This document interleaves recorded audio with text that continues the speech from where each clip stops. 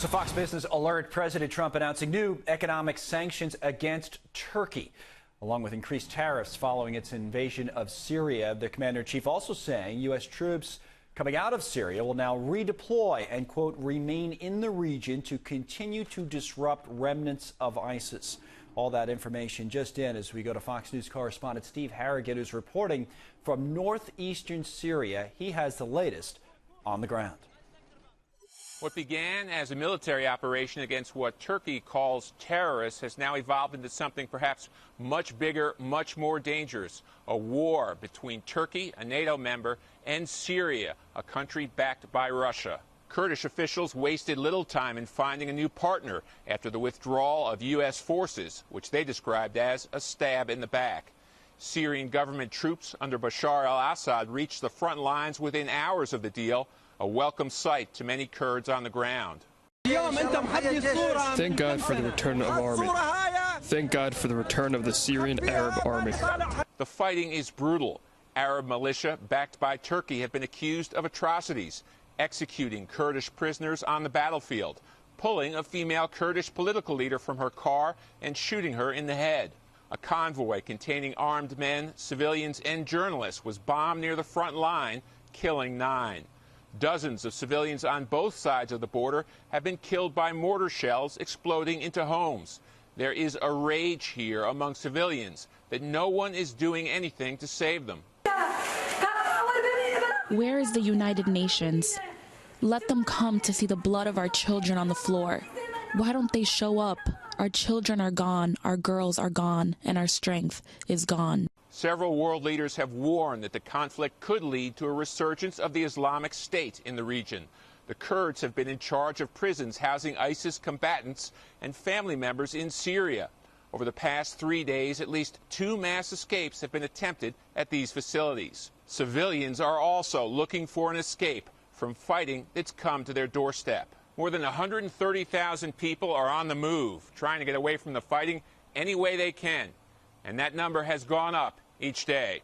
Back to you. Steve Harrigan reporting from Syria for us. Lauren. All right, let's discuss. Chris Harmer is a retired Navy commander. He joins us now. Chris, thank you for joining us.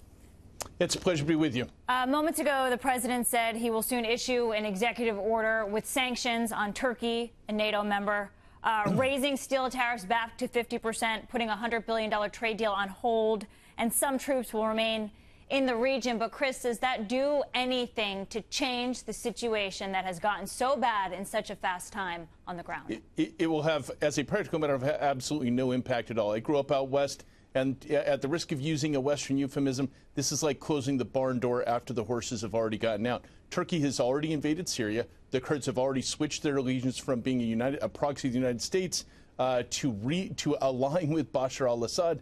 ISIS is regenerating. A lot of those ISIS prisoners, one way or another, they're either going to be released or break out.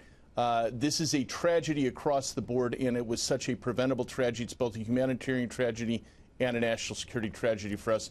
There is no way to put shine on this. Can you quantify how severe ISIS rising could be now, and also the rise of Russia in the region? Well, it's a good question. I wish I had discrete numbers. Most of our analysts, most of the estimates put that the Kurdish prisoners, they were holding ISIS prisoners around 10,000. My impression is that's a bit on the high side. I think we're probably closer to 6,000 to 8,000 ISIS fighters that were being held by Kurds. But virtually all of those ISIS fighters are going to be released one way or the other. The Kurds don't have the manpower to simultaneously guard these ISIS prisoners and fight against the Turkish invasion. And when it comes time to, they've got to make a decision between guarding prisoners or protecting their women and children. They're going to protect their civilian population. Anybody would do that. I do the same thing. So inevitably, you're going to see, at a minimum, several thousand ISIS fighters will be released over the next week or escape, call it what you want, distinction without a difference, but they are going to be back into the battlefield very shortly. That's completely the fault of our policy change here. What did Europe do with all of this? Because they helped protect those safe zones in northern Syria. And now, I mean, for Europe, as these refugees flee, this is another refugee crisis for that continent. Yeah, so I mean, continental Europe will do what it's been doing for the last 70 years, look to the United States primarily and to the United Kingdom secondarily for help. Look, I'm not a Europe basher.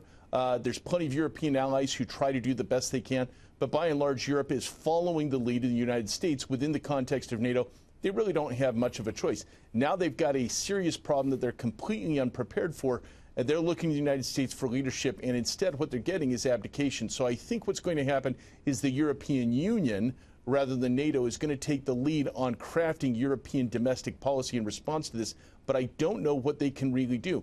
Unless they know exactly which countries these ISIS fighters came from and can get hands on them quickly and repatriate them back to their home country for securing in prisons, I just don't see any other possibility than these guys are going to leak back on their own surreptitiously and then be a force in waiting for ISIS to conduct attacks back in Europe again. Chris, would the U.S. then be part of those EU negotiations, or can we not be trusted as a reliable ally these days? Another great question. My assumption here is the European Union is going to go alone on this. They weren't notified by us that we were changing this. This was, by all accounts, a unilateral decision by President Trump. So since we did not negotiate this or discuss this or give our European allies a heads up, my guess is they're going to go it alone on crafting their response to it. They're going to give us a heads up, but it's going to be them making the decision and them informing us what they are doing. 10 seconds, Chris. Do you think this one-on-one diplomacy by President Trump helps him come 2020 with voters? I'm not a political analyst. I'm a strategic analyst, so I'll simply say strategically it's a disaster. Chris Harmer, thank you for the time.